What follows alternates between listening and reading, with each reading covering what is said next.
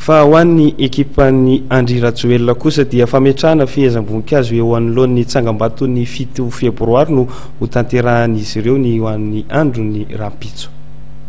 Tsy ho avy eny amin'ny lapan'ny tanora sy ny fanatanjahantena ny mpiaradia amin'Andriamatoa Andry Rajoelina. Fametrahan-boninkazo eo anoloan'ny tsangambaton'ny lafy tamin'ny raharaha 7 febroary 2020 no entin'ny ekipan'Andriamatoa Andry Rajoelina atsiarovana ny sabotsy mena. Izy io moa hoe nisy tantarany natao hoe 7 février ary raha ny resaka ary zareo dia hoe fampihavanam-pirenena. Inona moa fampihavanam-pirenena? Aminay zany raha ohatra ka olona nanao tsy nety teto amin'ny firenena izay hoe nandatsatra teto amin'ny firenena dia mila mifona amin'ny vahoaka malagasy izy. Ohatrany nataony ino averiko foana ohatrany nataony Chirac tamin'izy tonga teto Madagasikara tamin'ny fitondrany Andriamatoa Marc Ravalomanana tena mifona ampabimaso teo amin'ny vahoaka izy.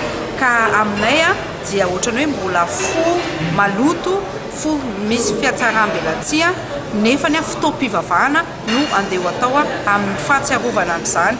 Ka eo zany dia misy ny tsy vitovikevitra eo amin'ny samy AV7 be dia be ny AV7 ny tomany niona taminay hoe tsy mety aminay hoe ahoana moa ilay olona namono anay no mbola sio be vava be tamin'ny fahatongavany nefa dia tsy ny fampiarahana akoriny no anasana anazy. Ka aminay zany dia zahay dia olona manao marina ary mahatsapa n'izany hoe fahorian'ny vahoaka indrindrandrindra zany hoe marturatsika zany dia tokony ho amena ajany zany homena asany zany fa tsy holotona amin'ny anaran'ny intérêt personnel.